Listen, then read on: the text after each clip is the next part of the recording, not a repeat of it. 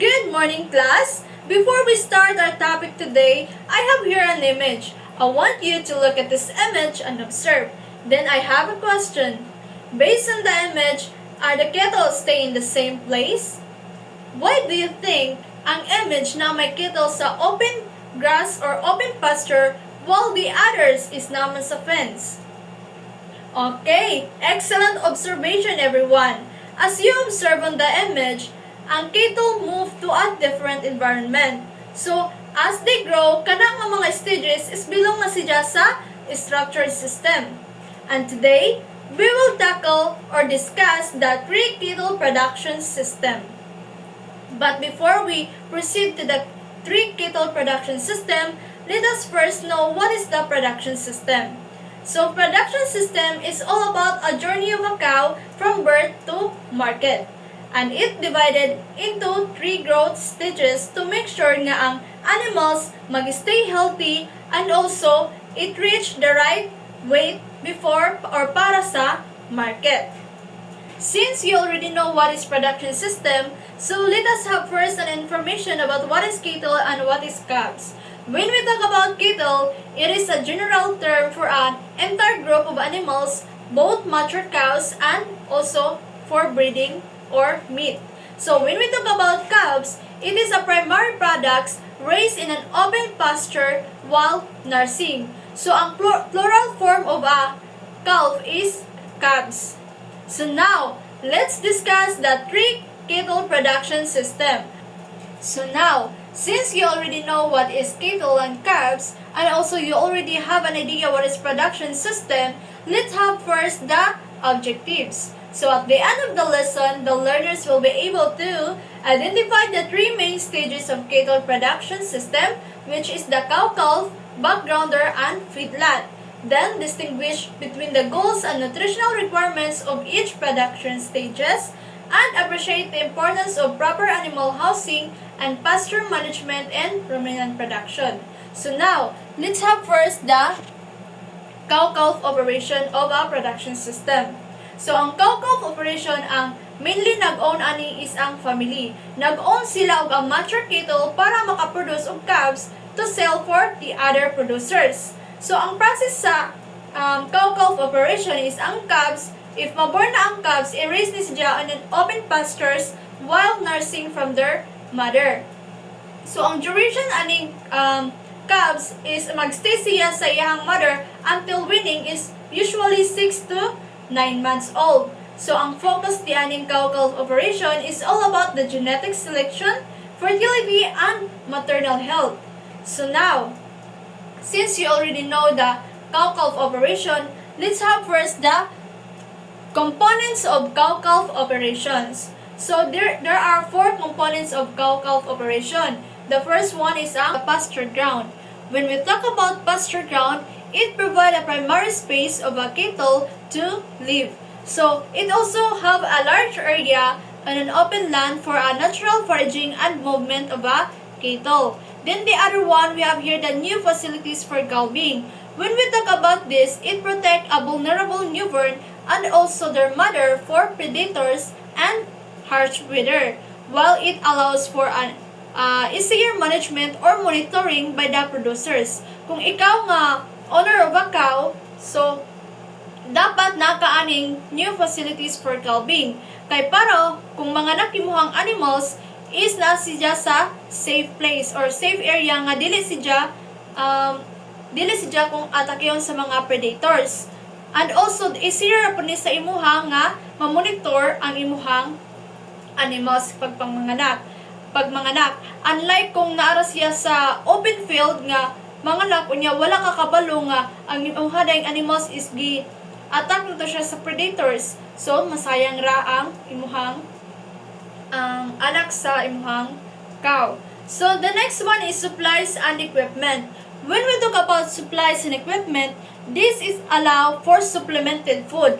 So diri ana nga makita nimo or mahatagan nimo og nutrition ang imuhang cow without excessive contamination, or mag-provide kanila diri og supplemental feed, also labi na kanang equipment nga kung asa sila dapat mangaon unsa ilahang kan-anan ug asa nimo sila paimnon sa tubig. Dapat na kay kanang area nga maghatag ka og equipment nga mao ni ilahang tud-anan nga diri sila mangaon or diri pod sila mo inom og water.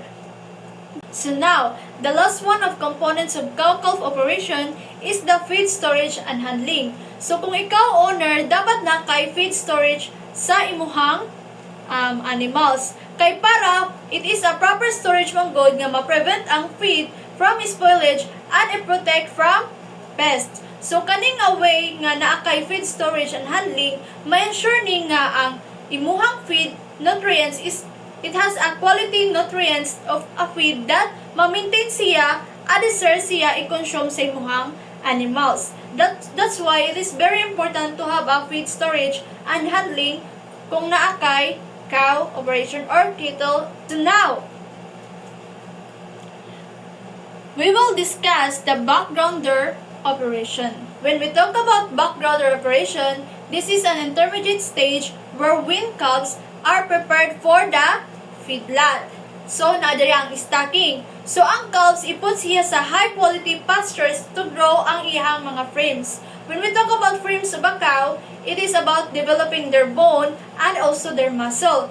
Using a cheap forage. When we talk about mga cheap forage, is mo itong mga grass and fibers. So, diri apod sa backgrounding, calves are kept in a dry lots and feed a mix of forage and some grains to build immunity and adjust to the bank feeding.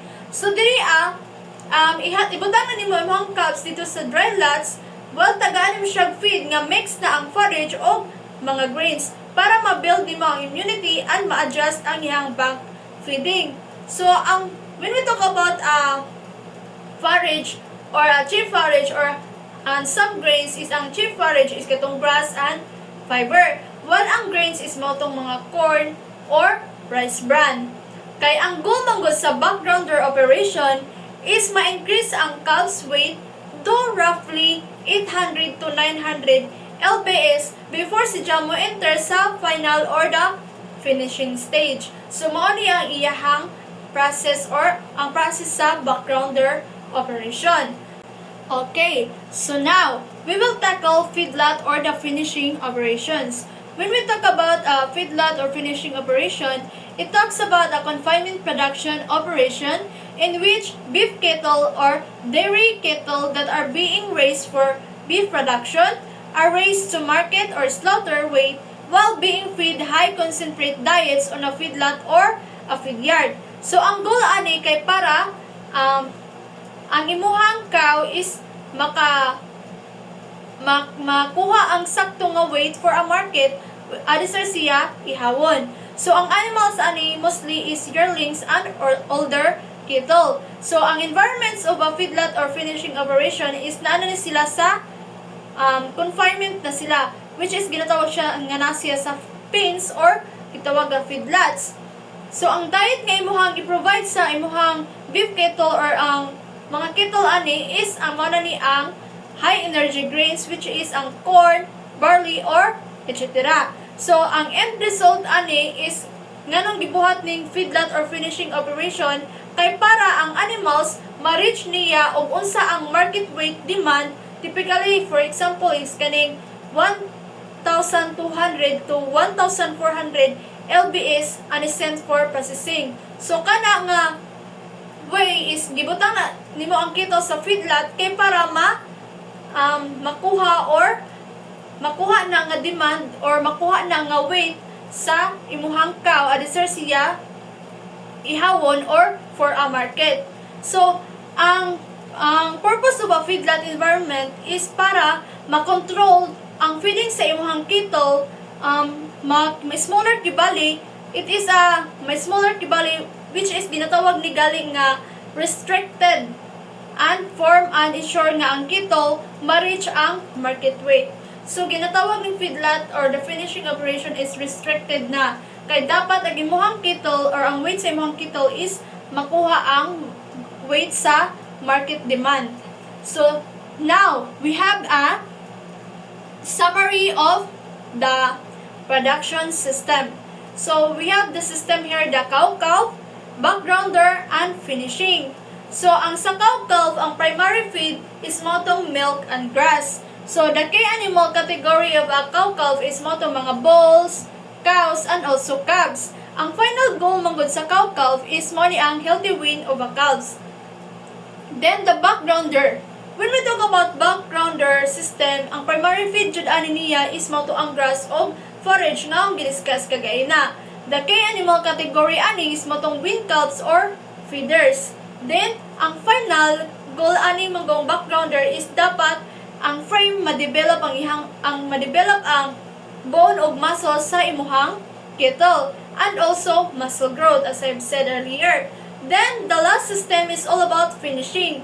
So, when we talk about finishing, the primary feed dani is ang grain or confinement or nana siya sa confinement environment. So, ang key animal category ani is mga beef cattle. So, ang final goal of finishing is dapat fattening for slaughter or kanang diet nga ma-meet ang market demand sa mga cattle. Then, for now, we have here a group activity. We have also here a quiz, and we have here the assignment. So our assignment is all about write 2 to 3 paragraphs reflection that answers the following questions based on what you have learned about the life cycle of cattle from birth to the market. So I provide here the 3 questions nga ang inyong basihan para maghimo og 2 to 3 paragraphs reflection. And also, we have here the assignment rubrics. The criteria is completeness, paragraph flow, and format, and cleanliness. So, the total of this assignment is 30 points. We have here the excellent for 10 points, good for 7 points, and need work for 4 points. Now, since we already I already discussed what is the production system, right now I will end my discussion. So thank you for listening, everyone.